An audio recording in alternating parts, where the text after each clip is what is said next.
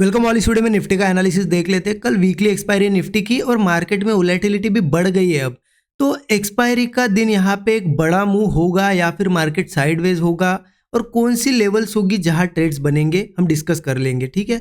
लेकिन उससे पहले देख लेते हैं इस दिन के लिए, आज वेडनेसडे था, आज के लिए क्या एनालिसिस हमारा था और हमने कहाँ ट्रेड प्लान किया। आज भी प्रॉफिट ही बना है लेकिन कहाँ ट्रेड प्लान हुआ है वो हम डिस्कस करते। देखिए बहुत ही क्लियर था कल यहाँ पे कि अगर मार्केट फ्लैट ओपन हो, गैप डाउन हो या गैप अप हो, कहीं पे भी ओपन हो, मार्केट में अगर कोई भी ऐसा बुलिश ब्रेकआउट वगैरह दिखता है हम अप साइड का ट्रेड प्लान करेंगे, हमारा व्यू था। बस उसके हिसाब से देखिए मैंने आज मॉर्निंग से ही मैंने यहाँ पे कॉल साइड के ट्रेड ट्राई किए, सेकंड कैंडल से ही। क्यों ट्राई किए है इतना जल्दी, सेटअप बनने का भी वेट नहीं किया। देखिए इसके पीछे का रीजन क्या था कि मार्केट में सेम पैटर्न्स फॉलो नहीं होते। मतलब आप देखिए कल ओपन हुआ, ओपन होते से पहली कैंडल रेड बनी और नीचे ही गया मार्केट। एक दिन पहले भी देखिए ओपन हुआ गैप अप, लेकिन पहली कैंडल रेड बन के नीचे गया, ठीक है। आज भी गैप अप ही हुआ यहाँ पे। अब लोगों ने क्या सोचा कि इस दिन भी पहली कैंडल रेड बनी फिर नीचे गया है, यहाँ पे भी सीधा सीधा गिरा गैप अप के बाद। आज भी सेम लोगों ने सोचा होगा और बहुत से लोग ट्रैप हो गए। कहाँ पे ट्रैप हुए देखिए, क्योंकि मार्केट आज भी गैप अप हुआ और पहली कैंडल रेड बन रही थी और यहाँ तक गई थी। जब ये कैंडल रेड बन रही थी तो लोगों ने सोचा कि 2 दिन कंटिन्यू मार्केट गैप अप से गिर ही रहा है, सस्टेन नहीं कर रहा है, तो आज भी सस्टेन नहीं करेगा। यहाँ पे भर भर के लिए हो गए पुट और सेम कैंडल यही 5 मिनट की कैंडल ऊपर जाके क्लोज हुई, सिर्फ यहाँ पे वीक बनी। मतलब पहले तो रेड बनी यहाँ तक आई थी और ऊपर जाके क्लोज हुई, तो लोग ऑलरेडी ट्रैप हुए थे। तो मेरा व्यू क्लियर था कि मार्केट अब इन्हीं लेवल्स के आसपास से भागेगा, इसलिए मैंने पहले तो एक सेकंड कैंडल पे ही कॉल ट्राई किया। बट प्रीमियम ज़्यादा नहीं बढ़ रहे थे तो मैं यहाँ पे बिल्कुल कॉस्ट टू कॉस्ट निकल गया। और ये सेम ट्रेड्स जो भी आज मैंने 2 से 3 ट्रेड ट्राई किए, मैं बताता हूँ कहाँ पे ट्राई किए। तीनों ट्रेड स्टूडेंट ग्रुप में भी शेयर किए थे और हर एक सेकंड पे अपडेट भी दिया कि मैंने एग्जैक्टली क्या किया। पहले ट्रेड लिया था, कॉस्ट पे निकल गया क्योंकि प्रीमियम नहीं बढ़ रहा था। फिर से यहाँ पे दिखा मुझे इस कैंडल में एक ब्रेकआउट जैसा, यहाँ पे ट्राई किया कि ब्रेकआउट पे ट्रेड लेना है, यहाँ पे ट्राई किया, यहाँ से मार्केट यहाँ तक गया था। प्रीमियम बिल्कुल बढ़ नहीं रहे थे, वैसे के वैसे ही थे। तो यहाँ पे फिर से मैंने कॉस्ट के आसपास छोटे से लॉस में एग्जिट किया। देखिए मेरा सिंपल फंडा होता है, अगर इंट्राडे कर रहे हैं हम और ऑप्शन बाइंग कर रहे हैं तो हमारा यहाँ पे पहले ही एक्सपेक्टेशन जहाँ से मूव आना है वहीं पे ट्रेड होना चाहिए। मतलब जहाँ से हमें एक्सपेक्टेड है एक बड़ा मूव, वहीं पे हमारा ट्रेड होना, एंट्री होनी चाहिए, ठीक है। और उसके बाद वहाँ से अगर मूव ऐसा नहीं आ रहा है, प्रीमियम्स नहीं बढ़ रहे, मार्केट स्लो हो रहा है, तो यहाँ पे छोटे जितना हो सके उतने छोटे लॉस में निकलना ज़रूरी है। क्योंकि देखिए अगर हम इंट्राडे में ऑप्शन बाय कर रहे हैं ना, तो हमारा सिंपल टारगेट होना चाहिए कि हमें फास्ट मूव और वहीं से जहाँ पे हम एंट्री करें वहाँ से ही मोमेंटम आना चाहिए। अगर मार्केट वहाँ से नहीं देता है, अगर आपका कोई व्यू है कि हाँ ऊपर जाएगा लेकिन बहुत टाइम बाद, मतलब आपको पता नहीं कि फास्ट मूव आएगा या नहीं आएगा, तो ऐसे में आप क्या कर सकते हो, ऑप्शन सेल करो। क्योंकि ऑप्शन बायर को अगर मार्केट, आपने ऑप्शन बाय किया और मार्केट आपने लेने के बाद अगर ऊपर नहीं जा रहा है, वही के वही है, तो ऑप्शन डीके होगा और लॉस स्टार्ट हो जाएगा। इसलिए ऐसे में ऑप्शन सेलिंग कर सकते हैं। तो ऑप्शन बाइंग में हमें फास्ट मूव चाहिए, इसलिए मैं यहाँ पे भी कॉस्ट पे निकल गया, यहाँ पे भी कॉस्ट पे निकल गया और फिर यहाँ पे ट्रेड लिया मैंने जब मार्केट ने थोड़ा रिट्रेस किया, इस कैंडल पे लिया यहाँ से कि बुलिश मूव आ सकता है। ये भी ट्रेड स्टूडेंट ग्रुप में मैंने शेयर कर दिया था और यहाँ पे मैंने जैसे ही ट्रेड लिया, मार्केट यहाँ से धीरे धीरे धीरे धीरे यहाँ तक बढ़ा, लेकिन प्रीमियम उतने ज़्यादा नहीं बढ़े। यहाँ पे मुझे प्रॉफिट भी हुआ। मैंने इन लेवल्स के आसपास, मुझे मेरा व्यू था कि अब यहाँ से थोड़ा साइडवेज हो सकता है, नीचे आ सकता है, इसलिए मैंने एग्जैक्ट स्टॉप पे बुक भी कर लिया, ठीक है। प्रॉफिट में हुआ, आज मैं प्रॉफिट बुक कर लिया। अब मार्केट ने यहाँ पे होल्ड करके फिर यहाँ पे मूव दिया और देखिए ये जो मूव था ना, उतनी ही ये कैंडल है, लेकिन यहाँ पे उतने प्रीमियम्स नहीं बढ़ पाए, यहाँ पे उससे 3 से 4 गुना इस सिंगल कैंडल में बढ़े। तो मार्केट में क्या होता है ना, थोड़ा फास्ट मूव आता है, लेकिन अगर उसी टाइम में ना आए जब हम ट्रेड में हो तो कोई फ़ायदा नहीं, ठीक है। मैंने यहाँ तो प्रॉफिट बना लिया, मार्केट उसके बाद ऊपर गया, बट अल्टीमेटली मार्केट ने क्लोजिंग कहाँ दी है वो देखो। वो थोड़ा सा मार्केट में डिफ़िकल्ट सिचुएशन आ रही है, क्योंकि मार्केट अभी जिस तरीके से डेली चार्ट पे आपको पता है ऐसा एक रेंज था और वो ब्रेक हो चुका है, ऊपर हम ट्रेड कर रहे हैं। अब मार्केट में ऐसा यहाँ पे ऊपर जाके क्लोजिंग मिलना चाहिए, बट मार्केट नीचे क्लोज, मतलब कहीं ना कहीं बुलिश मूव के बाद भी नीचे आके क्लोज दिया और बैंक निफ्टी तो इससे भी ज़्यादा वीक था। तो कल की एक्सपायरी में अब थोड़ा सा ट्विस्ट होगा, ठीक है। अब वो एक्सपायरी हम कैसे प्ले करेंगे देखिए उसके लिए क्या करना है, बहुत सिंपल है। सबसे पहले डेली चार्ट पे आपको मैं ले जाता हूँ, डेली चार्ट देख लो, ठीक है। क्योंकि यहाँ पे क्या हुआ है, एक अच्छा खासा ब्रेकआउट एक बड़े टाइम फ्रेम पे, डेली टाइम फ्रेम पे बना है।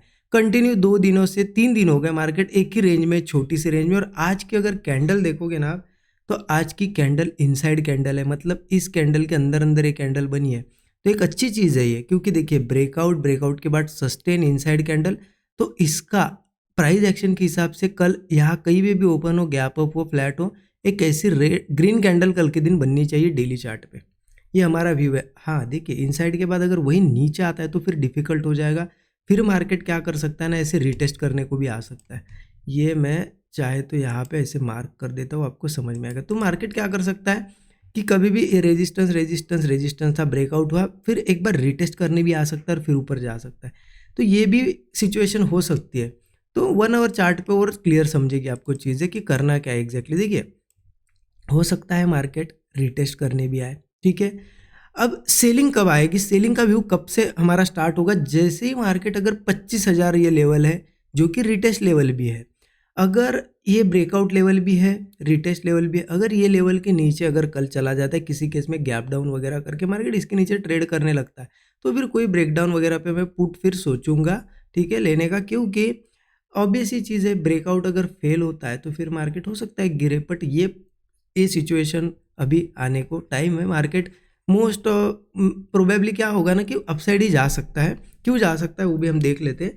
लेकिन ठीक है, ये तो चलो मैंने आपको बता दिया कि सेल करना है तो कब करना है, 25,000 के नीचे। तब तक तो हम इस लेवल पे कहीं पे भी हो, मैं बाइंग का ही ट्राई करूंगा। क्यों यहाँ पे, क्योंकि देखिए मार्केट यहाँ पे क्या करता है, थोड़ा सा लोगों को डरा सकता है।